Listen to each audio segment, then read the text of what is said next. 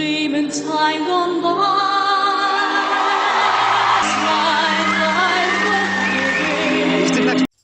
Hi there, Susan Boyle here. Hi, Susan Boyle here. Hi there, Susan Boyle here.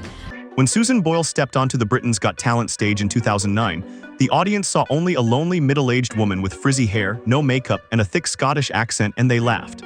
Some judges rolled their eyes, viewers smirked, and the entire room braced for another viral train wreck. She introduced herself as a 47-year-old who had never been kissed, and the cameras caught smirks and suppressed giggles echoing through the theater. But what happened next obliterated every judgment in the room. From the very first note of I Dreamed a Dream, Susan didn't just sing, she shattered the world's arrogance, silenced an auditorium, and reignited a global belief in second chances. The voice that poured from her carried not just pitch-perfect tones, but decades of pain, rejection, loneliness, and hope. Within hours, the audition had gone viral, racking up millions of views and forcing even the coldest skeptics to confront how deeply they had misjudged her. But while the headlines called her a miracle and the media rushed to crown her a legend, the world missed the deeper story, a story of silent suffering, buried trauma, and a devastating fall that unfolded far from the spotlight. At 64, Susan Boyle is not just a former TV contestant with a golden voice. She is a woman who endured the brutal costs of fame, survived the darkest corners of grief and illness, and came within inches of losing the very gift that gave her life purpose. Behind every note she sings is a lifetime of scars the public never sees. This is not just a story of a singer who rose. It's the heartbreaking, untold truth of how Susan Boyle was nearly destroyed, and the miracle of how she fought her way back. And what happened after the applause died down would leave even her most loyal fans in disbelief.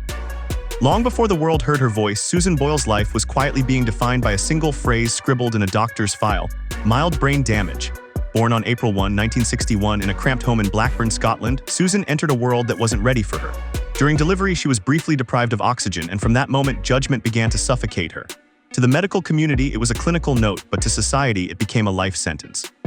Teachers, neighbors, and even family members began seeing her through a distorted lens, one that painted her as slow, strange, and less than. Her father, Patrick, a hardened World War II veteran, kept the household running by grinding through mining shifts, while her mother, Bridget, a sweet yet worn-out pianist and typist, tried to hold the family together. But survival came at the cost of tenderness. Love was there, but gentleness was a luxury they couldn't afford. Susan, the youngest of 10, was often lost in the chaos, a sensitive child who needed understanding but instead got labels, impatience, and cold discipline. At school, she was ridiculed by her peers who called her Susie Simple, mocking her speech, her mannerisms, and her very existence. And what hurt even more was how adults treated her not with care or curiosity, but with anger and punishment. When she daydreamed or lost focus, she was scolded. When she suffered seizures, nobody asked why. They just assumed she was broken. The classroom became a battlefield. The home was no sanctuary either. Her father's temper could erupt without warning, and though her mother loved her deeply, that love became a tight, protective cage that smothered Susan's ability to grow. She wasn't allowed to fail, to choose, or to dream on her own terms. Her earliest years weren't just lonely, they were cruel, chaotic, and emotionally unrelenting.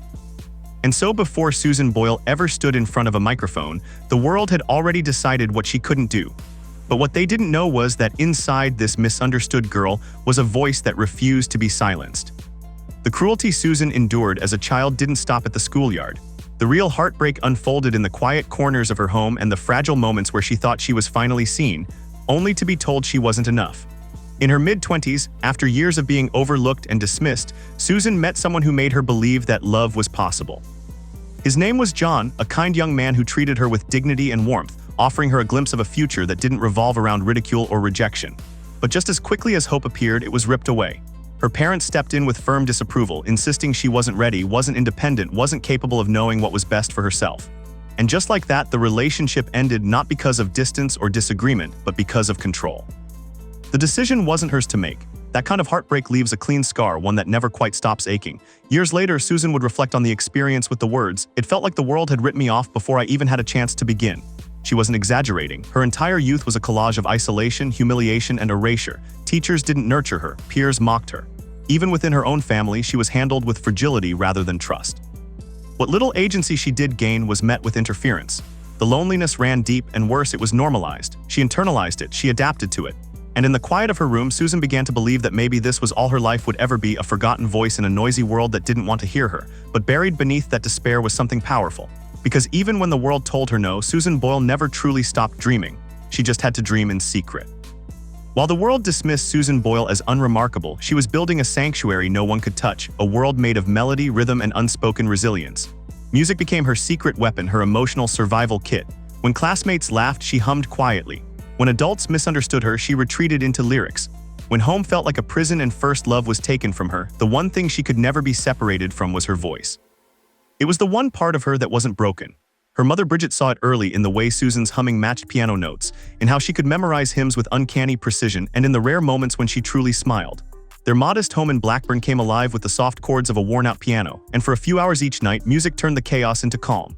As a child, Susan joined the church choir, but she sang with hesitation, afraid to be noticed, afraid to be laughed at again.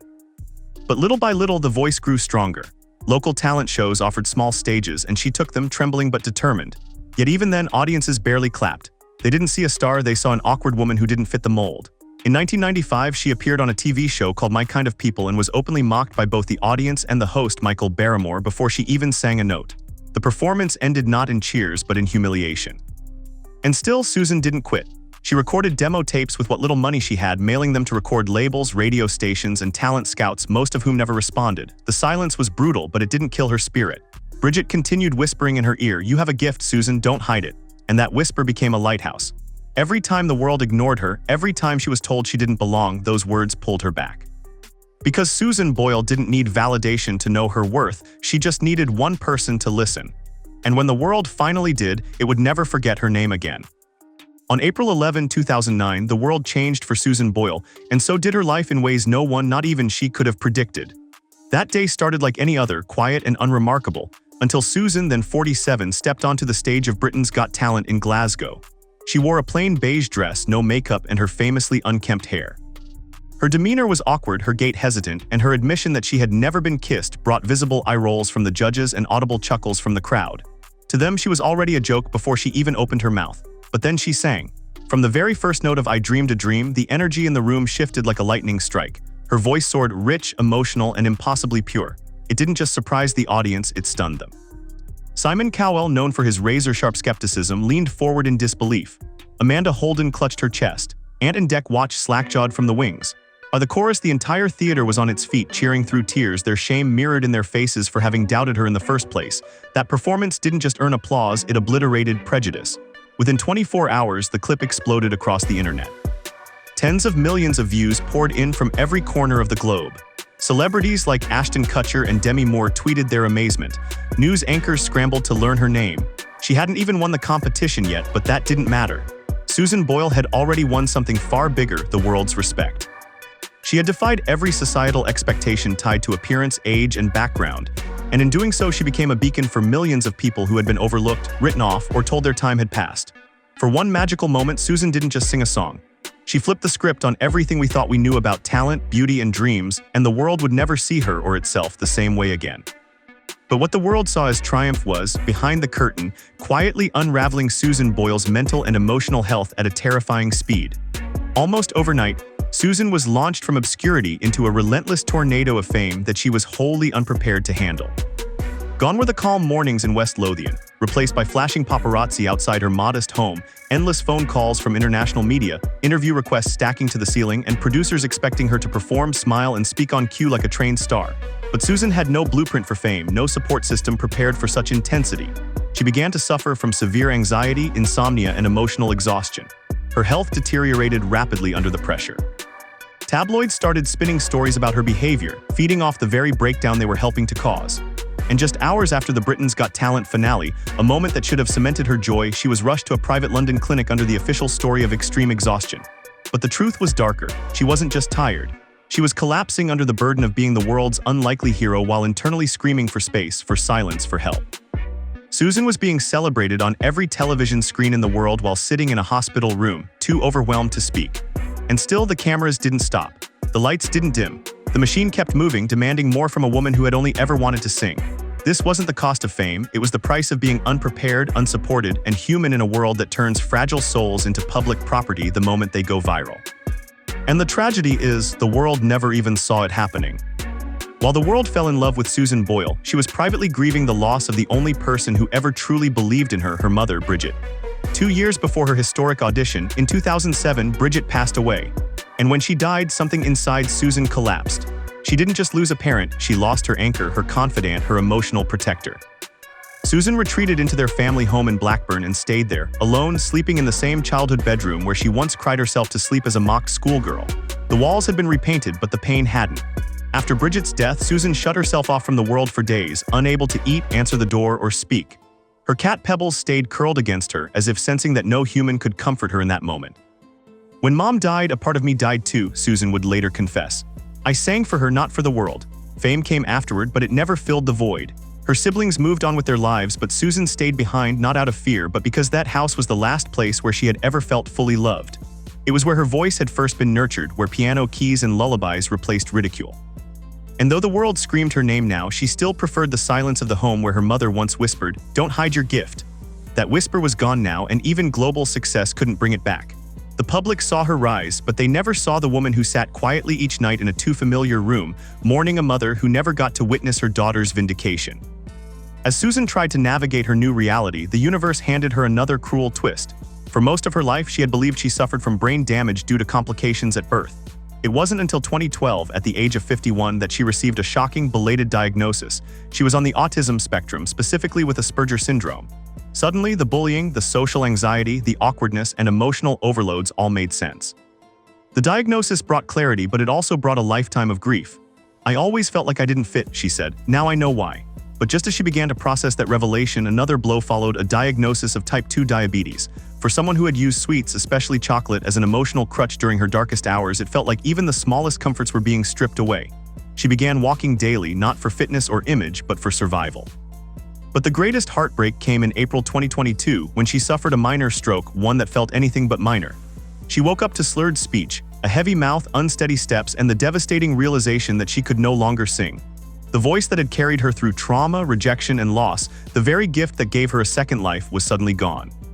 She began a long, grueling road of speech therapy, breathwork, and vocal rehabilitation, each session filled with pain, frustration, and moments of hopelessness. Therapists warned her that her voice might never come back the way it was, but even as despair crept in, Susan refused to surrender. She had fought the world's judgment for decades. She wasn't about to let a stroke take away the one thing that had saved her. And in the quiet rooms where she began to hum again, slowly and shakily, Susan Boyle was already plotting her resurrection. The road back was not glamorous, fast, or filled with cameras. It was agonizingly quiet, slow, and built one whispered note at a time. After her stroke in 2022, Susan Boyle began the painful process of relearning how to speak, breathe, and eventually sing. Her earliest efforts barely produced sound, a hum caught in her throat, a hello that cracked halfway through. Therapists coached her through breath ladders, lip trills, and resonance placement. Each sound required control she no longer had, and each attempt threatened to unravel her spirit. But where others might have folded, Susan treated every syllable as a battleground. Her days were rebuilt around vocal rehab, posture drills, breathing exercises, diction work, and strict rest intervals. And even when the notes misfired or her voice landed off-key, she pushed forward without rage, just resilience. Because for Susan, this wasn't about fame anymore. It was about recovering the part of herself that the world couldn't see, the sacred space where her music lived. For over a year, she stayed away from the spotlight, refusing all major appearances until she was ready. And then in June 2023, she emerged not as a contestant, but as a warrior. Standing on the Britain's Got Talent stage once again, this time alongside the West End cast of Les Miserables, Susan held the mic with trembling hands and closed her eyes. She sang "I Dreamed a Dream," the same song that made her famous, but this time every lyric was layered with pain, fight, and resurrection. Her voice wasn't perfect, it was better, it was human, aching, and real. The theater erupted in applause, judges rose to their feet, but Susan didn't need the validation. She had done what few could imagine. She took a shattered voice and rebuilt it from the ground up. It wasn't a comeback. It was a miracle, one earned not by talent alone, but by unbreakable willpower and months of invisible, disciplined effort behind closed doors. Today, Susan Boyle's life is not made of tour buses, screaming fans, or flashing cameras. It is made of small routines, warm tea, and the gentle rhythm of healing. She still lives in the same modest home in Blackburn, West Lothian, the one she grew up in, the one where her mother used to play the piano, and the one where Pebbles the cat curled against her through the worst nights. That home isn't just where she lives, it's her sanctuary. Her days begin with slow breathing exercises and short walks, followed by balanced meals that support her health and energy. Type 2 diabetes still requires careful monitoring, so she avoids sugar, favors clean proteins and vegetables, and treats exercise as medicine. Every step she takes isn't for vanity, it's for survival. She schedules her vocal rehabilitation like clockwork, incorporating lip trills, breath ladders, tone placement, and careful rest intervals to avoid vocal strain. Even her sleep schedule has been rebuilt to protect her energy: no screens before bed, cool dark rooms, and breathing drills before sleep. She no longer overextends herself with appearances or interviews. Instead, she picks her moments carefully, saying yes only when her body and spirit agree. Rehearsals are short and measured. Studio days are broken into slow, deliberate blocks. Her autism diagnosis has helped her build structure, reduce sensory overload, and manage anxiety, allowing her voice to thrive again without chaos.